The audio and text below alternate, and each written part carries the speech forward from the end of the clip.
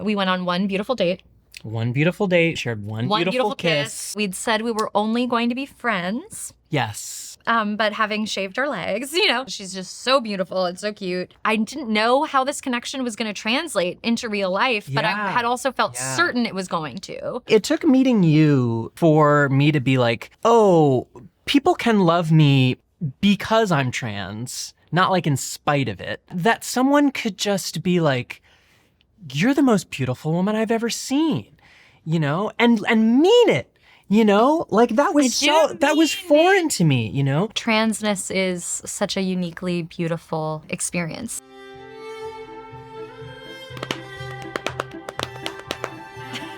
She's just always rocking and rolling. I'm a transgender woman. My pronouns are she, her. I am 34. I'm gender fluid, she, they pronouns, and I'm 31, I think. We're all eager to hear how this all started. We met on Tinder, of all things. In 2018, on her last day in New York City.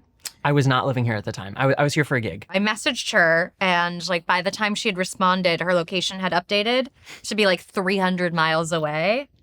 And so I was like, wait a minute. Where are you? Where do you live? We clicked immediately. It was very instant. In the Tinder chat. As soon as I saw her picture, I was so taken by her smile, and she's holding this little kitty cat. And I just was stopped dead in my tracks. Very love at first sight core. So I messaged her, I was why are you 300 miles away? And I said, so here's the thing. I actually don't live in New York. I live in Virginia, but you seem really cool. I really like talking to you. Please keep talking to me. That's verbatim. Yeah, it's pretty much word for word. Word for word. We dug up the Tinder exchange recently. It's word for word. We were messaging back and forth for a long time, and then we were doing these phone calls that would go from 10 p.m. until one time it was 8 a.m. The distance just made it a little tough. And then Amanda said, you know what? I'm not sure I can do this distance thing, but I want to be friends. And I was like, okay, yeah. Mainly because I felt I was really falling for her, and I was getting scared by the distance. It was new, the feelings that I was feeling. After we'd stopped calling it dating, we were oh, this is just gonna be a long distance friendship. We did that for years. I always would joke to my friends oh, my one that got away. My one that got away. My soulmate I'll never meet in person ever in my life. There's the safety in the distance where you can cheerfully make those jokes because you're well, it'll never happen. Yeah. So I can say the craziest She thing. lives 300 miles away. There was one day that she'd come to New York. We had just officially been we're just going to be friends for sure. We went on one beautiful date. We shared one beautiful kiss.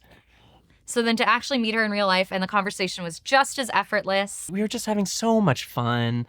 And then so lived in. I remember you said, I think we deserve one kiss. It's at this point, we would have kissed by now. Yeah, had this been in person. Yeah, I know we said we were going to be friends, but I think we deserve one kiss. I truly was we would have had already kissed because we met on Tinder. So what difference does it make if we do the kiss now? Later, we already know what who cares? Yeah. We earned it. Yeah. We earned but a I still kiss. wasn't living here, so I was about to go back. And then we kissed as you were about to get into your Uber. Yes. It was a beautiful kiss. And it was a beautiful kiss. Then we just continued to be friends for the next few years. We were talking each other through problems we were having with our other relationships. We both started dating other people. We were just kind of following each other's lives. We learned later privately, looking at each other's Instagram and sighing deeply, being but what if, As the years went by, I truly was she's not thinking about me that way anymore. We're just friends. Yeah, now. same. We were both really thinking of each other as ones that got away, I think. I had a big breakup is what happened. Amanda was really instrumental in seeing me through that tough time. I did tell Amanda that I was still in love with them the same day that the big breakup happened. Because I'm messy. And she's just a girl. You know and what? she's just a girl, and she's just living. I'm just living my life. That's Brat. I've been joking to my friends, the only person I would ever, date if I was going to ever date again is that girl from Richmond, which I'll never see her. So nobody. It's going to be nobody. I'll never meet her again, and then she actually, became single, and I was I cannot, miss this opportunity to, tell her how I've been feeling about her. Yeah. And it turns out we were kind of thinking. It's like we have the to give it a same shot. things, We yeah. have to give it a shot now that we have the timing. I'm gonna like live with this regret forever if I don't try. We didn't start dating right then. It definitely started us on the path. What did it feel like falling in love with each other? Falling in love with you felt so easy. This was pre-transition also when we met, and I felt like I could really be myself. I feel like you just saw through all the BS, you know? Yeah. And was just like, I can see who you are at your core, and I'm digging it, you know? Things I love about Molly, the list goes on and on. I love her beautiful, radiant, gigantic smile. I think that's huge. Yeah, I think sure, it's so crazy, beautiful smile. She really was born to be like a comedian's girlfriend. She's such an easy laugh. It's always genuine. It's never forced. She's always having a really good time. Yeah, I'm just happy to be here. I've loved just over the past few years of us being together, like watching you find more joy like within yourself.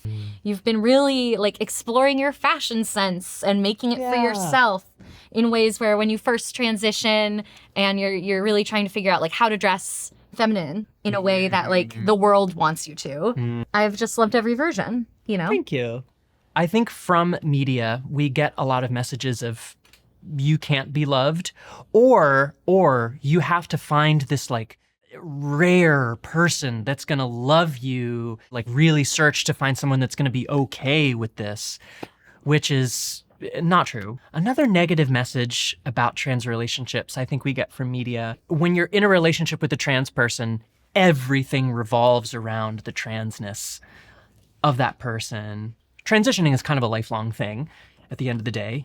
And so much of your relationships with people are still just normal romantic relationships. Yeah, where we're there's just gonna people. be all the same stuff. Do you all have any nicknames for each other? One of the biggest nicknames since the beginning of our relationship has been Chicken. Chicken.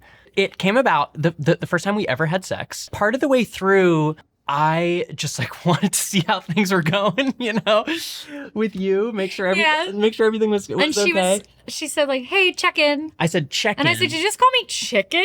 Yeah. And I was like, In the middle of this? She called me chicken? and I said no, but I mean, that's cute. And so we've kept it since then. It's We've kept very it since funny. then. Yeah. If your partner was an animal, what would they be and why? It's another one. Oh, right. Amanda has posed this question to me, and I thought for a while about it, and I settled on beluga whale because Amanda loves the cold. She's always warm, always complaining about being too hot. They're very intelligent, the most intelligent of the whale species, I believe. They're very social. She's really worked up her argument for why this is good. It's really detailed. Yeah. I just really am like, I'm a whale. Yeah, I mean, this obviously I'm that a was the big, reaction. bald, white whale. That's what you think of me?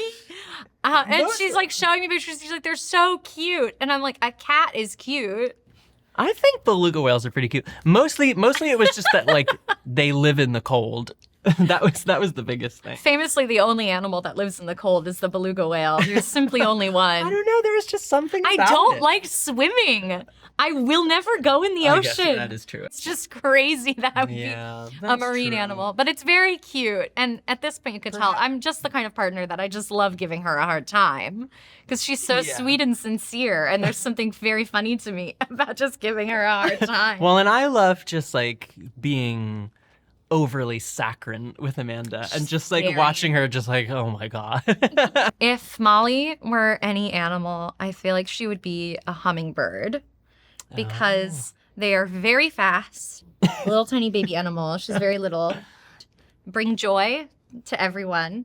You see a hummingbird, you're like, that's amazing. How adorable and pretty is you. that? One thing that Molly and I do a lot is we have our little like bedtime bits when we're up and making each other laugh. And one of the best ones we have is a game of the quietest sound. Who can make the quietest sound? This game rules. This game's really good. People should play this game. I love this game. Yeah. We'll just look at each other and be like, my quiet sound is. Yeah. Yeah. And it's like a competition of whose sound is quieter but still a sound. So it's Yeah. like, my quiet sound is. That's good. My quiet sound is. Can't beat that one. My quiet sound is. Ooh, that was a good one. We just That do was this. really quiet. We just. We'll just do this for ages. We'll Just do it like for that really was long. quiet. I'll do it for a really long time. That was yeah. quiet. But if it's so quiet that you can't hear it, then you lose. Yeah, obviously.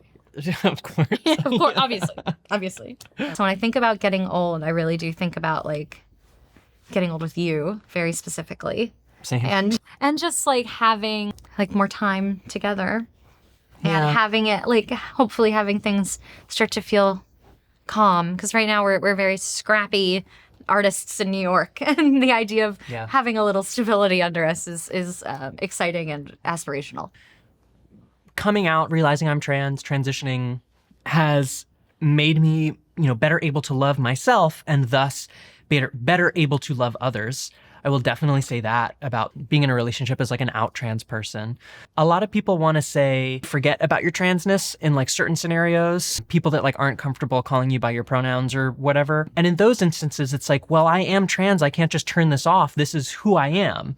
But it's not all of who I am at the same time. I would love to see more depictions of trans people in love that reflects what our experience has been, which has just been, as Molly was saying, that like the self-love and the knowing of yourself is so joyful, and it unlocks this whole other level Yeah. of love that you can share with people. And like her eyes are brighter and she's so much happier. And there's Yeah. nothing like tragic about Molly being Molly. When Molly came out to me as trans, one of the first things I said is I was like, well, that makes sense. That explains everything. The first words that Amanda said when I came out to them was, oh, thank God. None of this is making sense until I learned you're a lesbian. Yeah. And now it's clicking that we did long distance sapphic lesbian yearning. Yeah. And that's what this was this whole time. And I was always like, that person was so different from anyone else I've ever met. I could not figure out why.